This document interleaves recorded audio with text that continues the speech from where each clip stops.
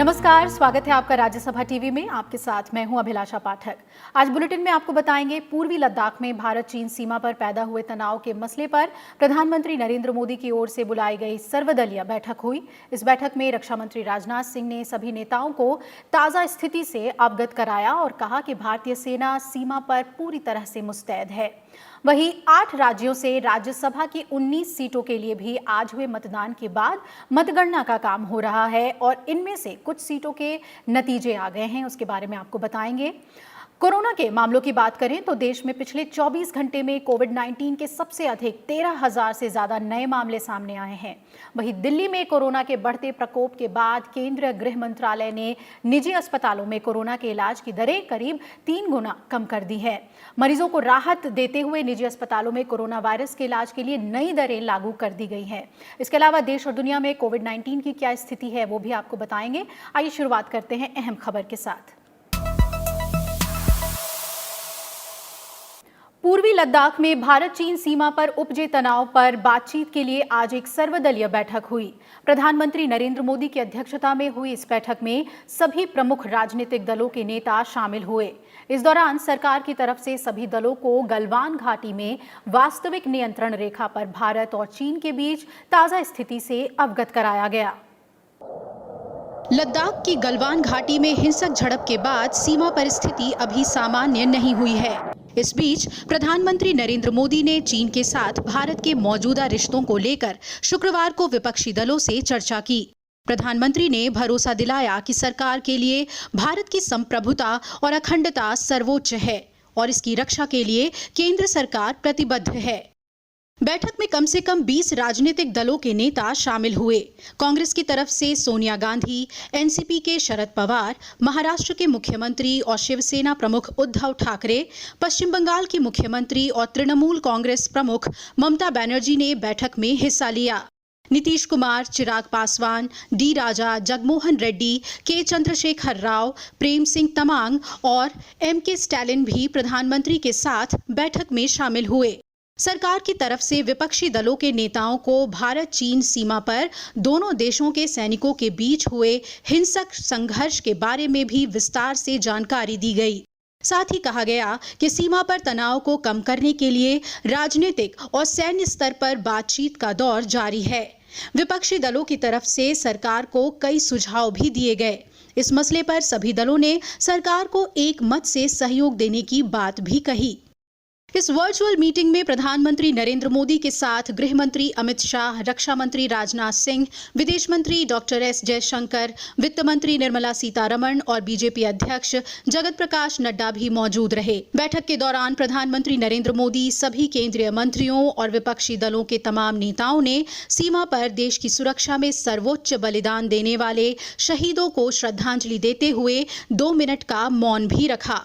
गलवान घाटी में patrolling point 14 पर सोमवार रात को चीनी सैनिकों ने भारतीय सैनिकों पर अचानक हमला कर दिया था। इस दौरान 20 भारतीय सैनिक वीर गति को प्राप्त हो गए। भारत ने इसे चीन की सुनियोजित और योजनाबद्ध तरीके से रची गई साजिश बताया है। Bureau report, Rajya Sabha TV. मातृभूमि की रक्षा के लिए लद्दाख की गलवान घाटी में चीनी सैनिकों के साथ हिंसक झड़प में अपने प्राण न्योछावर करने वाले वीर जवानों को देश नम आंखों से विदाई दे रहा है। इन जाबाज जवानों का पार्थिव शरीर उनके घर पहुंचने के बाद जब उनका अंतिम संस्कार किया गया तो आंसुओं का सैलाब उमड़ पड़ा। पश्चिम बंगाल के बीरभूम जिले के सिपाही राजेश ओरांग का पार्थिव शरीर जब उनके पैतृक गांव पहुंचा तो उनके अंतिम दर्शन के लिए भारी जन सैलाब उमड़ पड़ा। अंतिम संस्कार के वक्त हजारों लोगों ने वीर जवान को नम आंखों से विदाई दी। वहीं बिहार के वैशाली जिले के चक फतेह गांव के सिपाही जय किशोर सिंह की शहादत के बाद अंतिम विदाई देने के लिए लोगों का हुजूम उमड़ गया। गमगीन लोगों ने गर्व से मां भारती के लाल को अपनी श्रद्धांजलि दी।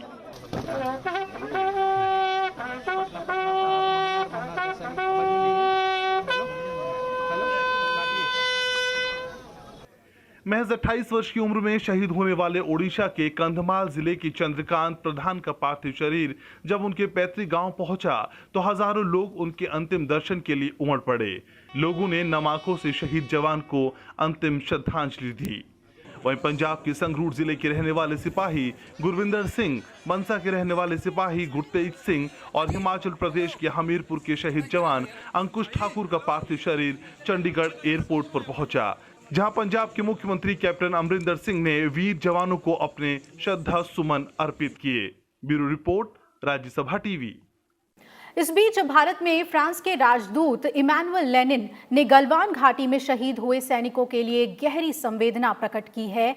उन्होंने ट्वीट करके कहा कि भारत के लोगों के प्रति हमारी हार्दिक संवेदनाएं, साथ ही उन भारतीय सैनिकों के शोक संतप्त परिवारों के प्रति भी जिन्होंने पिछले कुछ दिनों में कर्तव्य की बलिवेदी पर अपना जीवन न्यौछावर कर दिया।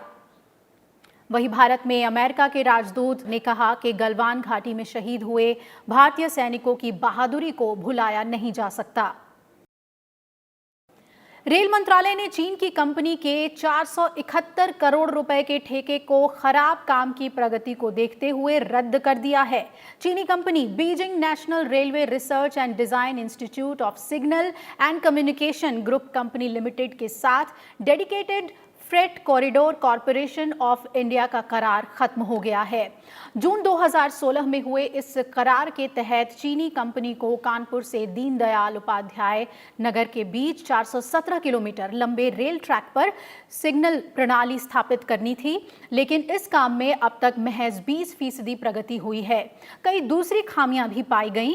इन आधारों पर dedicated freight corridor corporation of India ने चीनी कंपनी के साथ अपना करार समाप्त कर दिया है।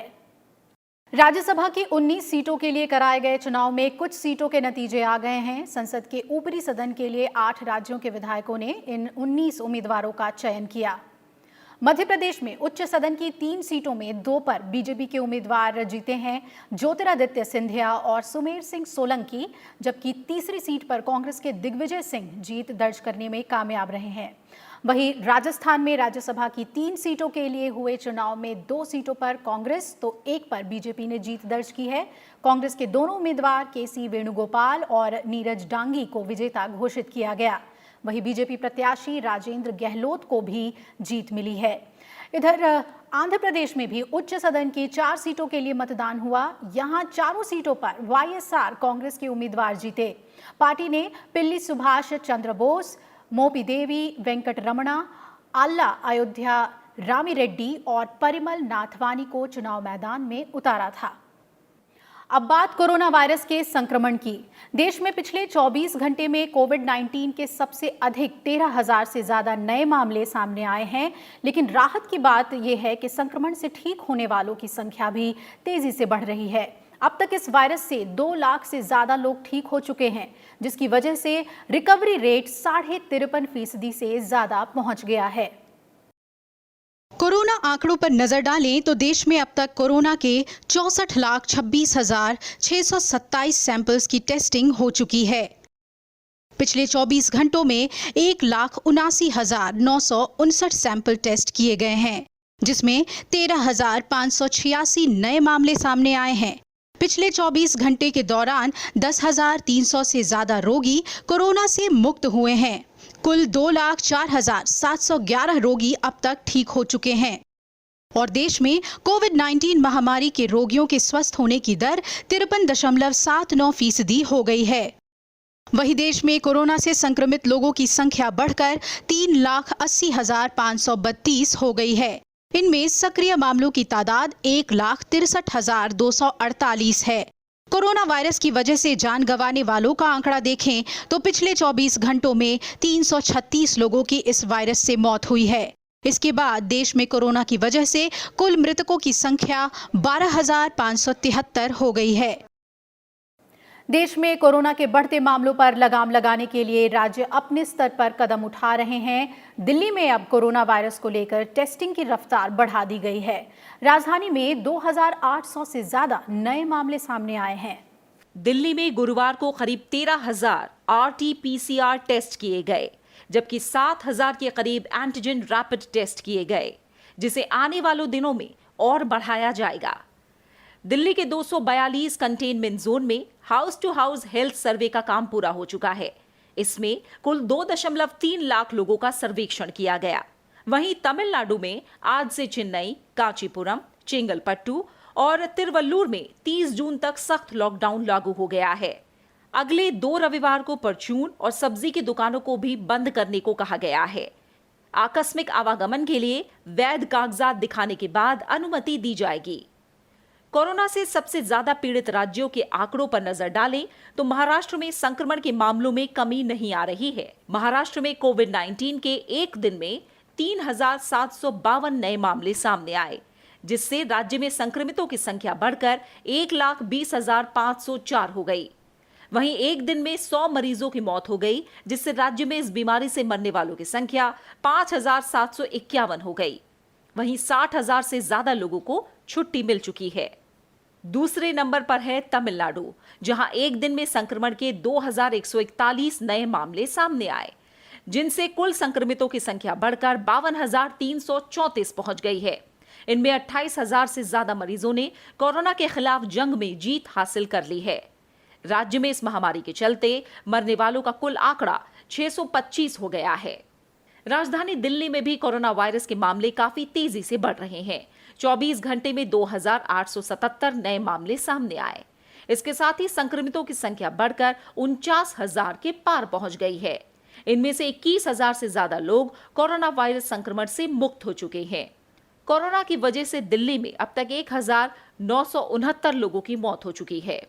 चौथे नंबर पर है गुजरात। यहां कोरोना संक्रमण के 500 से ज्यादा नए मामले आए हैं और अब तक 25,000 से अधिक मामले दर्ज हुए हैं और इनमें से 17,800 से ज्यादा रोगी ठीक हो चुके हैं। गुजरात में कोरोना की वजह से 1,591 लोगों की मौत हुई है। इसके अलावा उत्तर प्रदेश में 500 से ज्यादा नए मामले आए हैं। इस वक्त कोरोना संक्रमण के 15,000 से अधिक मामले हैं और इनमें से 9,000 से ज्यादा मरीज कोरोना वायरस से मुक्त हो गए हैं। इस वायरस की वजह से राज्य में 465 लोगों की मौत हुई है। Bureau report, Rajya Sabha TV.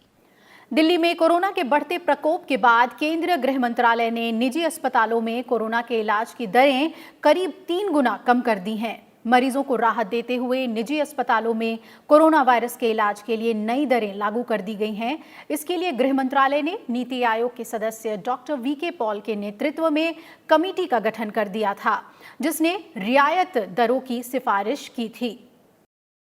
Delhi के अस्पतालों में कोरोना वायरस के इलाज के लिए तय नई दर में पीपीई किट के साथ आइसोलेशन बेड्स के लिए 8,000 से 10,000 रुपए प्रतिदिन देने होंगे। पहले ये कीमतें पीपीई किट को हटाकर 24,000 से 25,000 रुपए थी। वहीं बिना वेंटिलेटर के आईसीयू बेड का चार्ज 13,000 से 15,000 रुपए प्रतिदिन होगा, जिसके लिए 34,000 से 43,000 रुपए पहले देने पड़ते थे।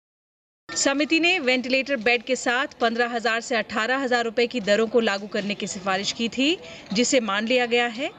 ये कीमतें पीपीई किट को हटाकर 44,000 से 54,000 रुपए थी। दिल्ली में गुरुवार से कोविड जांच के लिए 2,400 रुपए की दर तय की गई थी। नई दरों को एनसीआर क्षेत्र के अस्पतालों में भी विचार विमर्श के बाद लागू किया जा सकता है। केंद्रीय गृह मंत्री ने कल हुई बैठक में उत्तर प्रदेश और हरियाणा को कोविड-19 bed, ventilator, oxygen cylinder, ICU और एम्बुलेंस की उपलब्धता सुनिश्चित करने और 15 जुलाई तक इनकी संख्या बढ़ाने की योजना की जानकारी देने का भी निर्देश दिया है, ताकि कोरोना के खिलाफ लड़ाई में पूरे दिल्ली एनसीआर के लिए साझा रणनीति बनाई जा सके। Bureau report, Rajya Sabha TV. Delhi के स्वास्थ्य मंत्री सत्येंद्र जैन की तबीयत बिगड़ने के बाद उन्हें साकेत के मैक्स अस्पताल में शिफ्ट किया गया है। वहां उनका इलाज प्लाज्मा थेरेपी के किए जाने की उम्मीद है और इससे पहले बुधवार को कोरोना की पुष्टि के बाद उन्हें एक अस्पताल में भर्ती कराया गया था। दिल्ली स्वास्थ्य विभाग के अधिकारियों ने बताया कि 55 साल के सत्येंद्र जैन को आज फेफड़ों में इन्फेक्शन की समस्या हुई है, जिसके बाद उन्हें ऑक्सीजन सपोर्ट पर रखा गया है। इधर केंद्रीय गृह मंत्री अमित शाह ने ट्वीट कर दिल्ली के स्वास्थ्य मंत्री सत्येंद्र जैन के शीघ्र स्वस्थ होने की कामना की है। अब बात दुनिया में कोरोना संक्रमण की। दुनिया भर में संक्रमितों की संख्या 85 लाख के करीब पहुंच चुकी है। वहीं 4,54,000 से ज्यादा लोगों की मौत हो चुकी है। अमेरिका में लगातार मामले बढ़ते जा रहे हैं। वहीं ब्राजील, पेरू, चिली और मेक्सिको में भी संक्रमितों की संख्या और मौत का आंकड़ा बढ़ता जा रहा है। हालांकि महामारी के बीच कुछ देशों में पाबंदियों में ढील देने का दायरा बढ़ा दिया गया है। कोरोना महामारी के बीच देश अपनी पाबंदियों में ढील दे रहे हैं। हांगकांग में 6 महीने के बाद गुरुवार को डिज्नीलैंड खोला गया। शंघाई के बाद ये दूसरा डिज्नीलैंड है जो महामारी में बंद होने के बाद दोबारा खोला गया। वहीं कजाकिस्तान के 79 साल के पूर्व राष्ट्रपति और leader of the nation Nursultan Nazarbayev संक्रमित पाए गए हैं। आंकड़ों की बात करें तो अमेरिका में संक्रमितों की संख्या 21,91,000 से ज्यादा पहुंच गई है। वहीं जान गंवाने वालों का आंकड़ा 1,18,000 के पार जा पहुंचा है। दूसरे नंबर पर ब्राजील है, जहां संक्रमितों की कुल संख्या 9,78,000 के पार पहुंच गई है और यहां 47,748 लोगों की मौत हो चुकी है। रूस में पिछले 24 घंटे में 8,000 से ज्यादा मामले सामने आने के बाद संक्रमितों की कुल संख्या 5,68,000 के पार पहुंच चुकी है।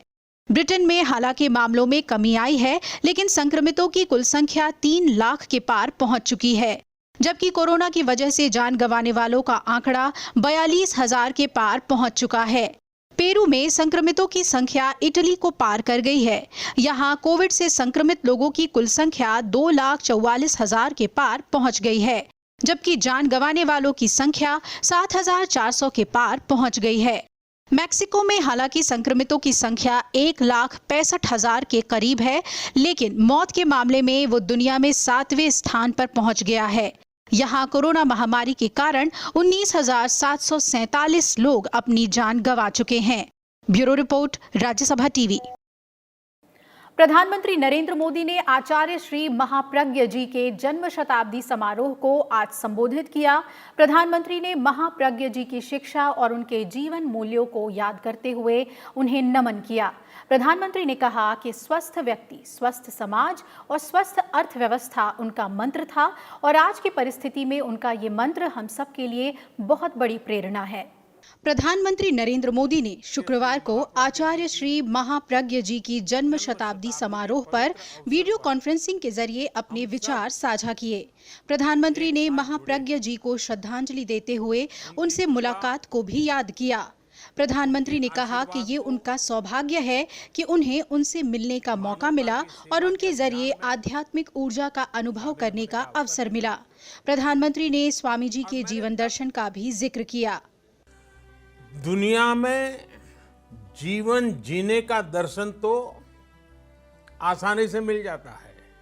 आज तो गूगल गुरु को पूछोगे तो भी मिल जाएगा, लेकिन इस तरह का जीवन जीने वाला आसानी से नहीं मिलता। जीवन को इस स्थिति तक ले जाने के लिए तपना पड़ता है, अपने आप को तपाना पड़ता है।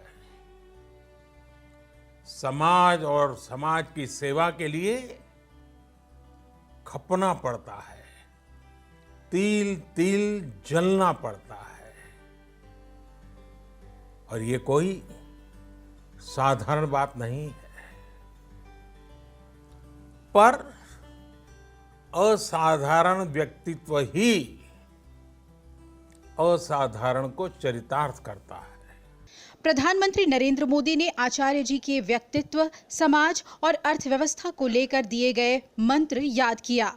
आचार्य महाप्रज्ञ जी ने हम सबको एक और मंत्र दिया था और उनका ये मंत्र था स्वस्थ व्यक्ति, स्वस्थ समाज, स्वस्थ अर्थव्यवस्था। आज की परिस्थिति में उनका ये मंत्र हम सबके लिए बहुत बड़ी प्रेरणा है। प्रधानमंत्री मोदी ने इस अवसर पर पूर्व प्रधानमंत्री अटल बिहारी वाजपेयी और पूर्व राष्ट्रपति एपीजे अब्दुल कलाम की सोच से सहमति जताई। वो भी स्वामी जी के बारे में यही राय रखते थे। प्रधानमंत्री ने कहा कि महाप्रज्ञ जी ने लोगों को योग के जरिए तनाव मुक्त जीवन जीना सिखाया और अब समाज को मिलकर उनके सपने को साकार करना चाहिए। प्रधानमंत्री ने उस आदर्श पर विश्वास जताया जो ऋषियों संतों ने देश के सामने रखा है और उन्होंने उम्मीद जताई कि देश जल्द ही उस संकल्प को सिद्ध भी करेगा। Bureau report, Rajya Sabha TV. प्रधानमंत्री नरेंद्र मोदी ने लोगों से इस बार अपने घर में ही योग दिवस मनाने का अनुरोध किया है। कोरोना महामारी को देखते हुए प्रधानमंत्री ने छठे अंतर्राष्ट्रीय योग दिवस से पहले ये अपील की है। हर साल 21 जून को योग दिवस मनाया जाता है। प्रधानमंत्री नरेंद्र मोदी का संदेश अंतर्राष्ट्रीय योग दिवस के अवसर पर होने वाले मुख्य कार्यक्रम का मुख्य आकर्षण होगा। प्रधानमंत्री के संदेश को 21 जून 2020 की सुबह 6:30 बजे टेलीविजन पर प्रसारित किया जाएगा। इस बार अंतर्राष्ट्रीय योग दिवस की थीम घर पर योग और परिवार के साथ योग है। इस बार का योग दिवस भी उतने ही उत्साह से मनना चाहिए, उतनी ही ऊर्जा से मनना चाहिए। हाँ, आप जरूरी दिशा निर्देश का पालन करते हुए योग दिवस मनाएं। इसलिए इस वर्ष अंतर्राष्ट्रीय योग दिवस की theme yoga at home and yoga with family, ये बहुत जानबूझकर के विषय तय किया गया है। केंद्र सरकार प्रवासी श्रमिकों की सहायता के लिए मिशन मोड में काम कर रही है। इसके तहत गरीबों के कल्याण के लिए 20 जून से विशेष रोजगार योजना की शुरुआत होगी। प्रधानमंत्री नरेंद्र मोदी वीडियो कॉन्फ्रेंसिंग के जरिए बिहार के खगड़िया जिले से गरीब कल्याण रोजगार अभियान की शुरुआत करेंगे। इसका मकसद प्रवासी श्रमिकों के लिए ग्रामीण क्षेत्रों में आजीविका के अवसर बढ़ाने के साथ साथ स्थायी बुनियादी ढांचा तैयार करना है। लॉकडाउन के दौरान विभिन्न राज्यों से अपने घरों को लौटे प्रवासी श्रमिकों और गांव के लोगों को सशक्त बनाने और आजीविका के अवसर प्रदान करने के लिए केंद्र सरकार गरीब कल्याण रोजगार अभियान की शुरुआत करने जा रही है। प्रधानमंत्री नरेंद्र मोदी शनिवार को बिहार के खगड़िया जिले के बेलदौर ब्लॉक के तेलिहार गांव से इस अभियान की शुरुआत करेंगे। बिहार के मुख्यमंत्री और उप मुख्यमंत्री की मौजूदगी में वीडियो कॉन्फ्रेंसिंग के जरिए ये कार्यक्रम होगा। केंद्रीय वित्त मंत्री निर्मला सीतारमण ने गुरुवार को इस अभियान के बारे में जानकारी दी। Nearly 25 schemes of the government are all going to be brought together, and within those 125 days we shall reach saturation levels for each of those schemes. So if it was a Jal Jeevan mission, or if it was anything to do with laying of Pradhan Mantri Gram Sadak Yojana or building Awas Yojana, everyone who needs the assignment will be given the jobs, and under the 25 different works, the objectives which have to be achieved will be achieved using the Shramik who are there having returned from different parts of the country. 6 राज्यों के 116 जिलों में आजीविका के अवसर बढ़ाने के लिए यह अभियान 125 दिन तक चलाया जाएगा। बिहार, उत्तर प्रदेश, मध्य प्रदेश, राजस्थान, झारखंड और ओडिशा में यह अभियान चलाया जाएगा। इसका मकसद रोजगार के अवसर बढ़ाने के साथ स्थायी बुनियादी ढांचा तैयार करना है। इस अभियान के तहत 50,000 करोड़ रुपए के 27 तरह के सार्वजनिक कार्य कराए जाएंगे। ये 6 राज्यों के 27 आकांक्षी जिले भी इस योजना में शामिल किए गए हैं। प्रवासी श्रमिकों की सहायता के मिशन मोड में चलाए जाने वाले इस अभियान से 1/3 प्रवासी श्रमिकों के लाभान्वित होने का अनुमान है। And I'm glad to say, to recall, that in our budget and also during the announcement, during Atmanirbhar Abhiyan announcements, we had come up with the viability gap funding for building agriculture related infrastructure, for ensuring that those farmer producer organizations will go into the villages to create agri-processing units. Now all of them are being brought together so that there's a synergy. Monies are being pulled in towards asset creation with a time limit given, and Shramik can be sure that where they have gone back, they have work given to them. गरीब कल्याण रोजगार अभियान 12 विभिन्न मंत्रालयों और विभागों के तालमेल के साथ एक समन्वित प्रयास होगा। इनमें ग्रामीण विकास, पंचायती राज, सड़क परिवहन और राजमार्ग, खान पेयजल और स्वच्छता, पर्यावरण, रेलवे, पेट्रोलियम और प्राकृतिक गैस, नई और नवीकरणीय ऊर्जा, सीमा सड़क, दूरसंचार और कृषि मंत्रालय शामिल है। Bureau report, Rajya Sabha TV. Jammu Kashmir में सुरक्षा बलों को बड़ी कामयाबी मिली है। दक्षिण कश्मीर में सुरक्षा बलों के आतंक रोधी अभियान में 8 आतंकवादी मारे गए। इस दौरान स्थानीय लोगों और इमारतों की सुरक्षा को ध्यान में रखते हुए ये अभियान चलाया गया। जम्मू कश्मीर में सुरक्षा बलों की कार्रवाई में इस साल अब तक 100 से ज्यादा आतंकी मारे गए हैं। जम्मू कश्मीर में आतंकवादियों के खिलाफ सेना का सफाई अभियान जारी है। दक्षिण कश्मीर में पिछले 24 घंटे के दौरान हुई 2 अलग अलग मुठभेड़ में सुरक्षा बलों ने 8 आतंकियों को मार गिराया। इनमें शोपिया में 5 और पुलवामा में 3 आतंकी मारे गए। सुरक्षा बलों को शोपिया के बंदपावा और पुलवामा के मीस पंपोर में आतंकियों की मौजूदगी की खबर मिली थी, जिन्हें पकड़ने के लिए जम्मू कश्मीर पुलिस, राष्ट्रीय राइफल्स और केंद्रीय रिजर्व पुलिस बल के जवानों ने संयुक्त तलाशी अभियान चलाया। लेकिन सुरक्षा बलों के पहुंचते ही इलाके में छिपे आतंकियों ने गोलीबारी शुरू कर दी और जवाबी कार्रवाई में मारे गए। Every operation that is being concluded, we are moving on the path of peace. I can feel it on ground. There is a palpable difference that at the end of every operation, the next operation is taking place under much cleaner circumstances, if you can put it.